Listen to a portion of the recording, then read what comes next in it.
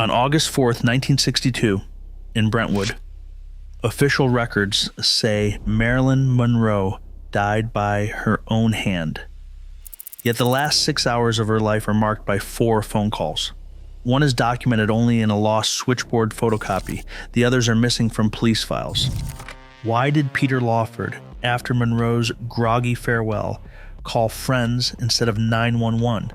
Why did LAPD seize original phone logs and never return them? Behind these unanswered questions, the accepted story begins to unravel. This documentary reconstructs Monroe's final hours through those vanished calls, inviting you to examine what might still be hidden in the timeline everyone thought they understood. 4 outbound phone calls are documented in the final hours of Marilyn Monroe's life. These calls, made from her Brentwood home on August 4th, 1962, form the backbone of the surviving timeline. The original switchboard tickets that logged each call were seized by the Los Angeles Police Department after Monroe's death. Today, only a single photocopy remains, a faded microfilm image of one ticket, its handwritten notations, the last trace of the original records. The other tickets, along with the full LAPD call log for that night, have never resurfaced in any public archive or official review. The LAPD's seizure of these documents is confirmed in internal memos and later press accounts, yet no chain of custody paperwork explains their disappearance. The gap is not just bureaucratic. Without these records, the precise timing, recipients, and content of Monroe's last communications rest on secondary sources, recollections, interviews, and partial transcripts. This break in the documentary chain leaves only fragments for investigators to reconstruct what happened between 7 in the evening and the early morning hours. The surviving photocopy stands as the lone tangible anchor, while the originals, and whatever they might have revealed, remain unaccounted for. Each missing record is a reminder of how quickly crucial evidence can vanish, even in a case that drew national attention. At 7:30 in the evening on August 4th, 1962, Marilyn Monroe placed a call to Peter Lawford, the actor and brother-in-law to President Kennedy. The surviving documentation, a microfilmed switchboard ticket, records the call's duration, 3 minutes and 31 seconds. It also preserves the operator's handwritten note. Monroe's voice was described as flat, breathy, and resigned. Lawford later recounted that Monroe sounded distant, her words slurred as she declined his invitation to dinner. She ended the conversation with a line that has since drawn scrutiny.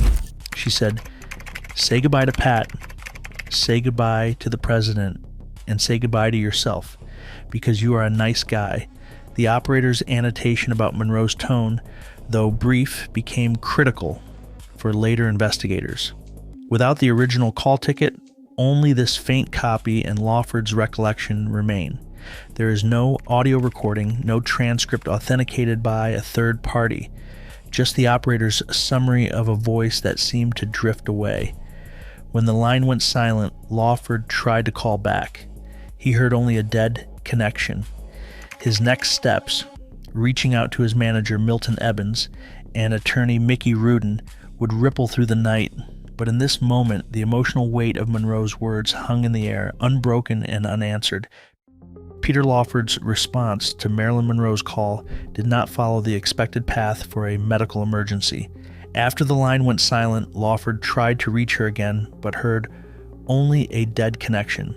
Instead of contacting emergency services, he picked up the phone to call his manager, Milton Evans, at around 7:42 in the evening. The phone log excerpt from that evening records this outreach, though no recording or transcript of their conversation survives.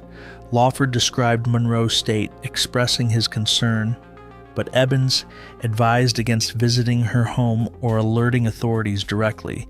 The next call went to attorney Mickey Rudin, who was also briefed on the situation. Rudin, familiar with Monroe's legal and personal struggles, weighed the risks but did not urge immediate intervention. Neither Evans nor Rudin contacted the police or dispatched medical help. The absence of a 911 call at this critical moment stands out, especially given the urgency Lawford described in later interviews. The documented pattern, reaching out to a manager and a lawyer, but not to first responders, introduced a delay that would later draw scrutiny from both investigators and the public. This chain of decisions, preserved only in partial phone logs and recollections, shaped the timeline of Monroe's final hours and raised questions about responsibility and missed opportunities. Federal Aviation Administration flight logs for August 4th, 1962 record a Bell H-13 helicopter operating in the Los Angeles area between 5:30 and 7 o'clock in the evening. The manifest released years later, with key details, redacted lists Robert Kennedy as a passenger on a separate flight that day. No official record links the helicopter directly to Monroe's Brentwood address, but the timing has drawn attention. Around 8 o'clock in the evening, neighbor Helen Thompson reported seeing a gray helicopter hovering low over the property for several minutes. Her statement, documented in a library archive, describes an aircraft matching the Bell H-13 profile.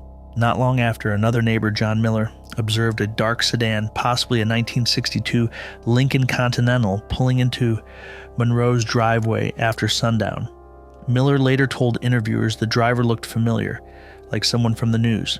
No police report logged the vehicle, and the car vanished before officers arrived.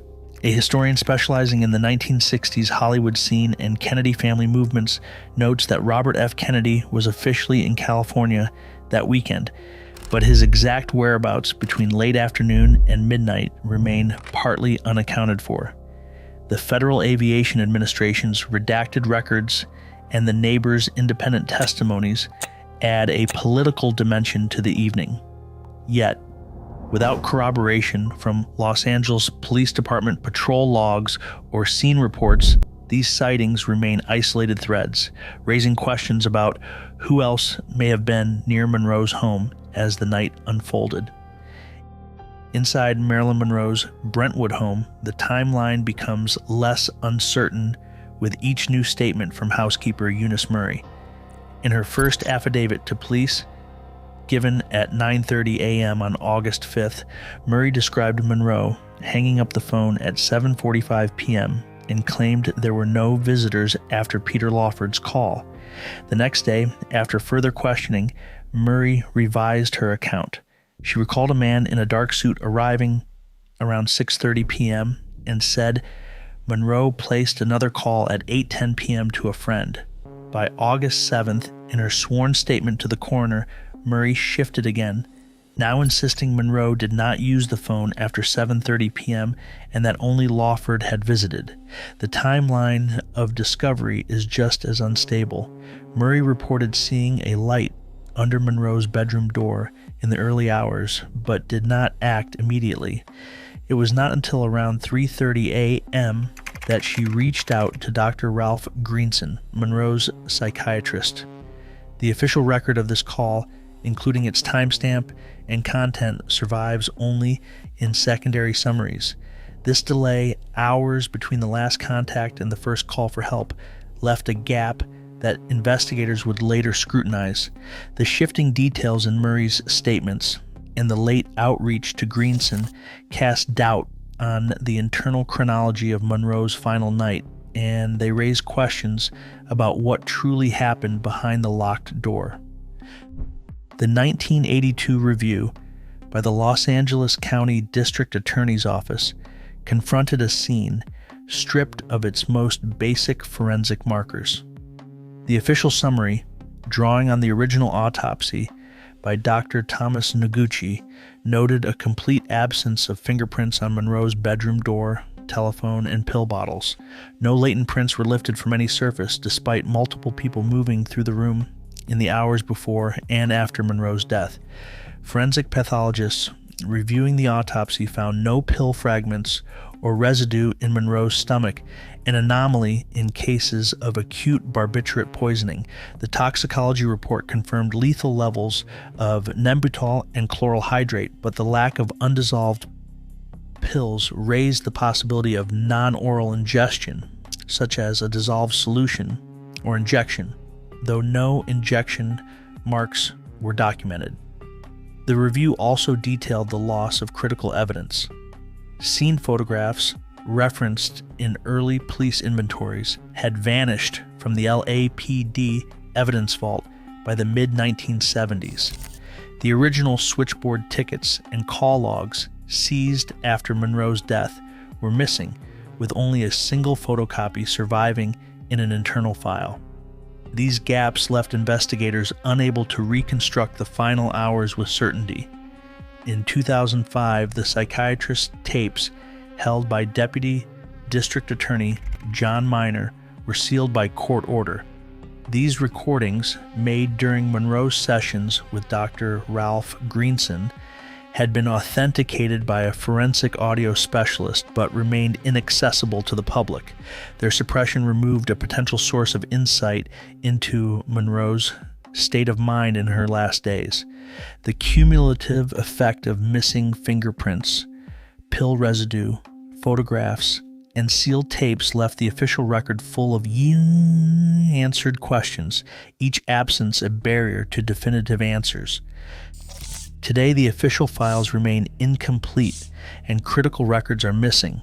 As long as evidence disappears and accounts shift, the truth behind Monroe's final hours stays just beyond reach. In an era demanding accountability, unanswered questions are more than history. They are a measure of trust. Share your thoughts below.